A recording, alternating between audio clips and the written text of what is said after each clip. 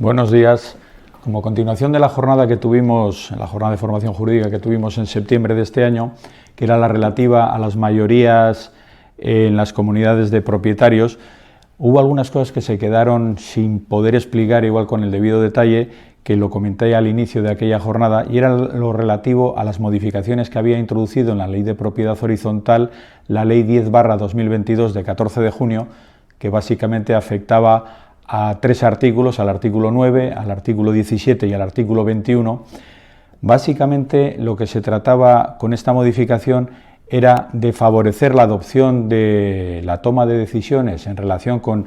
cuestiones de eficiencia energética, energías renovables, etcétera, pero también tiene mucha importancia el último de los artículos, el artículo 21, en lo que es el día a día de la administración de fincas y que afecta directamente a todos los administradores y administradoras. Por eso es el relativo a la reclamación de cuotas, los morosos, etcétera, que tantos quebraderos de cabeza nos trae en este último tiempo. Respecto al primero de los artículos que indicaba, el artículo 9, en el apartado 1, la letra F, lo que ha introducido también es respecto al fondo de reserva, que como ya sabemos tiene que ser un 10% del último presupuesto ordinario. Ese fondo de reserva está destinado a poder llevar a cabo las obras de conservación, mantenimiento, y en este caso introducían también las de accesibilidad y las de eficiencia energética, que se recogían en el artículo 17, apartado 2 de la Ley de Propiedad Horizontal. Con esto lo que vemos es que se está intentando reforzar todo lo relativo a esa eficiencia energética. Esto lo enlazamos ya con el siguiente artículo que indicaba, que es el artículo 17, apartado 2. En este caso, lo que está estableciendo es que la realización de obras o actuaciones que contribuyan a la mejora de la eficiencia energética, y aquí pone una condición, que sean acreditables a través del certificado de eficiencia energética del edificio, o también la implantación de fuentes de energía renovable de uso común. En este caso lo que estamos viendo es que la mayoría que se necesita es una mayoría simple. Únicamente sí quiero hacer aquí un comentario. En el esquema que se repartió a través del Colegio de Administradores que elaboré, veíamos que cuando hablábamos del artículo 17, apartado 2, separábamos por una parte mayoría simple y en otra mayoría absoluta. Esto sí que hay que aclararlo, porque yo creo, no soy el único, hemos seguido leyendo, veremos luego la interpretación que hacen los tribunales, pero yo creo que hay una errata a la hora de fijar esa mayoría simple en esta modificación, porque sabemos que la diferencia entre mayoría simple y mayoría absoluta, por poner un ejemplo, en una urbanización con 100 propietarios, asisten a una junta 3 propietarios, 2 votan a favor de un acuerdo y 1 en contra, ahí se ha conseguido una mayoría simple. Son mayoría de los presentes. La mayoría absoluta tendría que ser el 51%, olvidando siempre aparte el doble quórum, que es también de cuotas de participación. Tanto en el preámbulo como en el propio artículo, en el 17.2 se está diciendo lo siguiente: requerirá, esto que acabo de explicar, el voto favorable de la mayoría simple de los propietarios. Si esto fuera así, estaríamos diciendo que es la mayoría de los asistentes, se podría interpretar, pero no es eso realmente lo que creemos todos que ha querido decir el legislador en esta modificación, y lo que está hablando es de esa mayoría de propietarios, no mayoría de asistentes o asistentes a la Junta, o en otras cuestiones a veces lo que dicen es diferencia entre propietarios y asistentes, porque todos conocemos la regla octava del artículo 17, que es el voto presunto, y en caso de mayorías cualificadas hay que notificar a los ausentes y en el plazo de 30 días tienen que decir el sentido de su voto y se sumaría a esa mayoría. Aquí también otra de las condiciones que aparecen en el apartado 2 del artículo 17, nos centramos en este caso en la mejora de la eficiencia energética, es que una vez descontadas las ayudas y subvenciones, el importe repercutido anualmente no puede superar la cuantía de 12 mensualidades ordinarias de gastos comunes. Podemos recordar aquí que en el tema de la eliminación de barreras arquitectónicas había mucha polémica en el artículo 10 sobre qué se interpretaba eso de las 12 mensualidades ordinarias de gastos comunes, si es la totalidad de lo que tiene que pagar el propietario o lo que se repercute anualmente. Aquí está claro que es la repercusión anual, si hay un pago fraccionado, etcétera, en principio se estaría cumpliendo. Es un poco enrevesado, tal y como está ahora la Ley de Propiedad Horizontal, en lo que hace referencia a este tipo de mayorías. relativas a eficiencia energética y a nuevos suministros energéticos, porque está disperso a lo largo de distintos apartados de la ley y nos encontramos también que no es lo mismo que sea para un aprovechamiento colectivo, que sea para un aprovechamiento privativo de uno o de varios propietarios, porque las mayorías van cambiando. También en función de eso habrá voto presunto o no lo habrá. El voto presunto de la regla octava que decía antes, hay dos excepciones, y es cuando no se pueda repercutir el costo a alguno de los propietarios o cuando sea para aprovechamiento privativo. De hecho, el día de la jornada ponía el ejemplo típico, que no es de eficiencia energética ni energías renovables, era el tema de las chimeneas. Claro, si un local quiere instalar una chimenea, aparte de la polémica que hay, que si es en fachada, patio interior, patio trasero, patio de manzana, lo que estamos hablando es que en principio se requiere que tenga esa mayoría cualificada dentro de la propia Junta, no hay voto presunto, porque es para un aprovechamiento privativo, es para ese propietario que hace la solicitud. Como digo, yo creo que tendrían que hacer un refundido de todo esto y ponerlo más claro, porque al final lo que hacen es liar en esa interpretación de mayoría simple, mayoría absoluta, 3/5, 1/3 en otros casos, y es un poco lioso. Lo que hay que hacer es aplicarlo con detalle al caso que nos ocupe. El artículo 21 es el que hace referencia a las reclamaciones a los propietarios morosos, etcétera, y aquí reforzando un poco el papel tanto del administrador de fincas como en este caso facilitando a las comunidades de propietarios que puedan adoptar medidas de alguna forma que ataquen a esta morosidad. Lo que han hecho es una reforma en el sentido de que se puede establecer intereses superiores al interés legal. Incluso pueden llegar a la privación temporal del uso de servicios o instalaciones, siempre que, ya ponemos una condición, no puedan reputarse abusivas o desproporcionadas. El problema que tenemos siempre es que en la Ley de Propiedad Horizontal, que como sabéis tiene 24 artículos, 3 de ellos derogados, con 21 artículos tenemos que regular la enorme casuística que se da en cada una de las comunidades de propietarios. Y siempre que hay casos y hay interpretación, al final terminamos con procedimientos judiciales. Aquí lo que ha hecho es un establecimiento de unas facultades para la comunidad de propietarios con unas condiciones, pero luego habrá que interpretar ese interés que se le puede establecer al moroso, superior al interés legal, de cuánto puede llegar a alcanzar, porque nos podríamos encontrar que vaya contra la ley de usura o que sean leoninos. Tendrán que moderarlo y matizarlo en este caso los tribunales a través de la interpretación de esta norma y sus sentencias. Lo mismo que la privación temporal del uso de servicios o instalaciones. ¿Hasta qué punto van a ser desproporcionadas o afectan a la habitabilidad o no afectan y durante cuánto tiempo? Eso es lo que nos vamos a encontrar, que va a dar lugar a interpretaciones y por lo tanto también a procedimientos judiciales. En este caso también nos encontramos que ¿qué mayoría haría falta para adoptar ese acuerdo? Porque estamos hablando que para que haga fuerza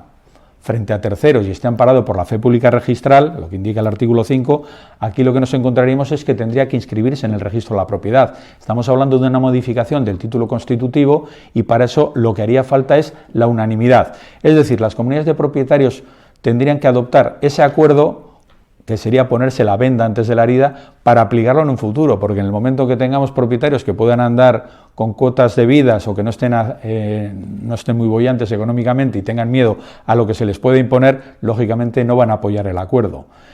Esto lo que nos lleva es a que ¿podemos adoptar el acuerdo y no inscribirlo en el registro de la propiedad? Por supuesto que sí. Lo que ocurre es que volvemos al mismo punto. ¿Hasta qué punto ese acuerdo requiere de una mayoría o requiere de una unanimidad? Por otra parte, también en el artículo 21, eso era el apartado 1, en el apartado 2, incluye también que puede ser demandado en el caso de dudas el titular registral. Esto es algo que los abogados que intervenimos en este tipo de reclamaciones lo hacíamos siempre, porque lo que se trata es de tener un decreto de finalización de monitorio en el caso de que se haya hecho por procedimiento monitorio, o una sentencia en el caso de que se vaya directamente al declarativo, al verbal o al ordinario, o como consecuencia de la oposición a ese monitorio se haya transformado en ese declarativo y tengamos una sentencia que la podamos ejecutar, porque si no tenemos otros bienes para embargar y tenemos que ir finalmente al embargo de la finca que ha generado la deuda, nos encontramos que si no es el titular registral, pues habrá problemas a la hora de poder llevar a cabo esa ejecución ante el registrador. En este caso, ya expresamente lo está diciendo, que podrá ser demandado ese titular registral. El secretario administrador profesional, si así lo acordare la Junta de Propietarios, podrá exigir judicialmente la obligación del pago de la deuda a través de este procedimiento. Esto sí es un paso más para fortalecer la figura del administrador de fincas, ya que en este caso puede hacer la reclamación de juicio monitorio el administrador, mientras que antes siempre se solía apoyar en un abogado. Es muy frecuente que dentro de las comunidades de propietarios, a la hora de reclamar deudas, le digan al administrador, el presidente o los vecinos en junta, que dentro de las funciones del administrador está hacer esa reclamación. Lo que pasa es que aquí hay que diferenciar el tipo de servicios que contrata la comunidad. Eso suponía siempre un mayor trabajo y además incluso un riesgo por parte del administrador. De todas maneras nos encontramos además que no se podía repercutir el coste que pudiera tener esa intervención del administrador a ese deudor, utilizando el juicio monitorio. Sin embargo, con esta reforma lo que está haciendo es facultar a que pueda reclamar el administrador de fincas directamente, y esos costes que pueda tener faculta para reclamárselos o incluirlos en la deuda del deudor. El problema que a veces nos podemos encontrar después es que una vez iniciado ese procedimiento monitorio, si hay una oposición, depende de la cuantía que se esté reclamando, es decir, si es superior a 2.000 euros, sería ya preceptivo la intervención de abogado y procurador. Por debajo de 2.000 euros continúa el administrador de fincas estando facultado, pero como digo, el problema se puede encontrar aquí y luego también de cara a la ejecución si supera esos 2.000 euros, porque nuevamente haría falta abogado y procurador. Pero muchos de los monitorios terminan directamente con el decreto de finalización de monitorio y muchos se consiguen cobrar. Por lo tanto, sí es un refuerzo, sobre todo es un espaldarazo para lo que es la figura del administrador de fincas, que me parece en ese caso importante. También en el apartado 3 del artículo 21, ya sabemos que dentro de la documentación básica que hay que aportar junto con el procedimiento monitorio, es que en base a lo establecido en el artículo 9, que es la notificación de los acuerdos en junta, se hace la notificación al moroso del acuerdo de la Junta en el que se ha hecho la liquidación de la deuda y se le hace el requerimiento de pago. Acreditando esto junto con el certificado de ese acuerdo de liquidación de deuda, se podía formular ya la solicitud o la petición de juicio monitorio. En este caso siempre nos encontramos a efectos prácticos con un problema, y es el presidente que no quiere firmarlo porque es su vecino, que no le localizamos, que está fuera, que es una persona mayor. Hay 50.000 disculpas que nos encontramos y es un problema a la hora de tramitar o de conseguir ese certificado del acuerdo de la liquidación de la deuda, y sin embargo ahora, en el caso de que intervenga un administrador con cualificación profesional necesaria y legalmente reconocida, como establece ahora la Ley de Propiedad Horizontal, que no vaya a intervenir profesionalmente en la reclamación judicial de la deuda, no hace falta ya el visto bueno del presidente, y por lo tanto lo que sí se consigue con eso es agilizar bastante la tramitación o el inicio de la tramitación de esos procedimientos monitorios, y como decíamos, se puede repercutir el importe de los gastos que se generen al deudor. En la solicitud que se vaya a hacer, ya se estaría identificando, otra de las cosas que no lo dice la ley, pero yo creo que es muy recomendable, en esa solicitud se suele acompañar también el certificado, la nota, más que el certificado, la nota simple registral acreditando que es el propietario. Tenemos luego el certificado de liquidación de la deuda, que es otro caso práctico cuando intervengáis directamente, y si hay vosotros los administradores y administradoras los que presentáis esa demanda de juicio monitorio, hay algunos letrados de la Administración de Justicia, aquí en primera instancia en Bilbao, que no admiten que sea un certificado en el que copiéis absolutamente todo el acta de esa junta, porque la ley habla de certificado del acuerdo de liquidación. Y yo he tenido algún caso en el que el letrado de la Administración de Justicia lo echaba para atrás porque decía que no tiene la obligación de leerse absolutamente todo el acta, solamente la parte que en este caso le afectaba. También hay otro juzgado de primera instancia, estos son anécdotas, pero son temas prácticos, que ponía las pegas, en este caso es una letrada de la Administración de Justicia, y ponía pegas a que se aportara ese acta también porque contenía datos personales de propietarios. Yo en esto también discrepo por lo siguiente, porque lo que es la protección de datos se aplica cuando es una exposición a terceros ajenos a la comunidad. Dentro de una comunidad de propietarios todos son propietarios y todos tienen derecho a conocer todo el contenido del acuerdo, etcétera. De todas formas, como recomendación final, yo suelo decir que lo que hay que poner es el local, el garaje,